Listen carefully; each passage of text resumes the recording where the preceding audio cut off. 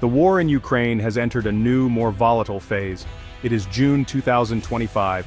The front lines, once seemingly static, now crackle with renewed intensity. Ukrainian forces, emboldened by Western support and their own ingenuity, have begun to strike back. These are not just defensive maneuvers, they are increasingly audacious attacks. Drones reach deep into Russian territory. Border regions experience incursions. Military logistics and command centers within Russia itself have become targets. The Kremlin, accustomed to dictating the terms of engagement on Ukrainian soil, now faces a different reality. The war is coming home, albeit in a limited, asymmetric fashion. This shift presents a significant challenge to Moscow's narrative and its strategic calculations. Long-range drones, some reportedly domestically produced, have targeted oil refineries and military airfields hundreds of kilometers from the border. These strikes aim to disrupt Russia's war economy and its capacity to project air power. Simultaneously, more conventional, albeit small-scale ground operations have occurred in Russian border towns. These actions, often claimed by Ukrainian-aligned Russian volunteer groups, serve a psychological purpose. They demonstrate vulnerability. They sow unease among the Russian populace. They force the Russian military to divert resources to defend its own territory, stretching its already strained forces. The message is clear: Russia is not invulnerable. Moscow's initial public reactions have been a predictable mix of fury and denial. Officials condemn the attacks as terrorism. They accuse NATO of direct involvement. State media amplifies these narratives, attempting to rally domestic support and justify future responses. The psychological impact within Russia is perhaps as significant as the material damage. The Kremlin's response to Ukrainian incursions will almost certainly involve intensified military action on the front lines. This is the most conventional and perhaps most expected form of retaliation. Russia may seek to launch new offensive operations.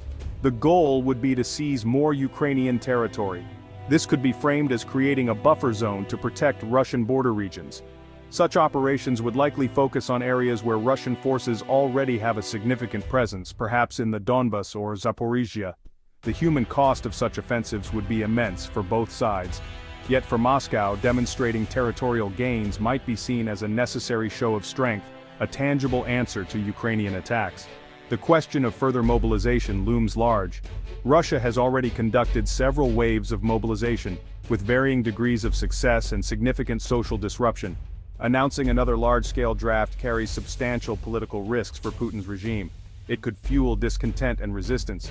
However, sustaining intensified ground operations requires manpower. Russia's playbook for retaliation prominently features missile and drone strikes against Ukrainian infrastructure. We have seen this pattern before. Throughout the conflict, Moscow has systematically targeted Ukraine's energy grid, its water supplies, and its transportation networks. These attacks are designed to cripple Ukraine's ability to function as a state. They aim to break the will of the Ukrainian people. As Ukraine demonstrates an increasing capacity to strike within Russia, a renewed and intensified campaign against Ukrainian critical infrastructure is almost inevitable. The targets will likely be familiar. Power plants and substations will be high on the list, especially as Ukraine attempts to rebuild from previous onslaughts. Heating infrastructure could be targeted as colder months approach later in the year. Communication towers, railway junctions, and port facilities are also vulnerable. The goal is to create cascading failures across multiple sectors. This disrupts daily life for millions of Ukrainians. Section 4. The Invisible Front: Russia's Cyber Arsenal Unleashed. Beyond the physical battlefields, Russia possesses a formidable arsenal for cyber warfare. This invisible front will undoubtedly play a crucial role in Moscow's retaliatory strategy. Russian state-sponsored hacking groups associated with intelligence agencies like the GRU and FSB have a long history of sophisticated cyber operations. They have targeted Ukraine relentlessly since before the full-scale invasion. In response to Ukrainian attacks on Russian territory, these cyber capabilities are likely to be unleashed with renewed vigor and perhaps with fewer restraints than before, aiming for maximum disruption and psychological impact.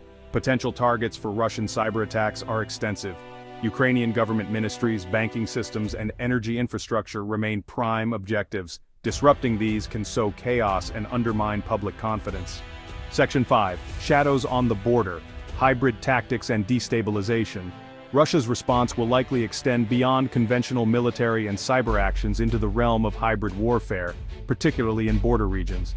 This approach involves a blend of covert operations, disinformation, and the exploitation of existing vulnerabilities to destabilize Ukraine and potentially neighboring states. Moscow has a long and well-documented history of employing such tactics. These methods offer deniability. They can sow confusion and mistrust. They aim to achieve strategic objectives without triggering a full-scale conventional military confrontation, or in this case, to supplement it. Section 6. Wielding influence: Moscow's diplomatic and economic arsenal. Alongside military and covert actions, Russia will continue to wield its diplomatic and economic influence as part of its response. While its standing in the West has been severely damaged, Moscow still commands attention and maintains relationships in other parts of the world. It will use international forums like the United Nations to push its narrative. Russian diplomats will tirelessly accuse Ukraine and its Western backers of aggression. They will attempt to portray Russia as a victim or as a reluctant actor defending its legitimate security interests. This diplomatic offensive aims to sow doubt and division among the international community. Section 7. The ultimate deterrent: nuclear posturing and concluding thoughts. The nuclear dimension, while terrifying, remains a constant undercurrent in Russia's strategic thinking.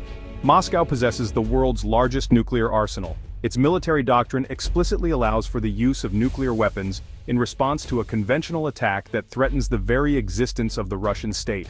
While the threshold for such use is high, the Kremlin has repeatedly engaged in nuclear rhetoric.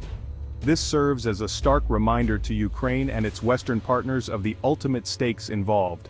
It is a tool of coercion, designed to deter deeper Western involvement and to limit the scope of Ukrainian actions against Russian territory. In response to more daring Ukrainian attacks, we can anticipate an intensification of this nuclear posturing. This might not mean an immediate threat of use. Instead, it could manifest as highly publicized nuclear drills.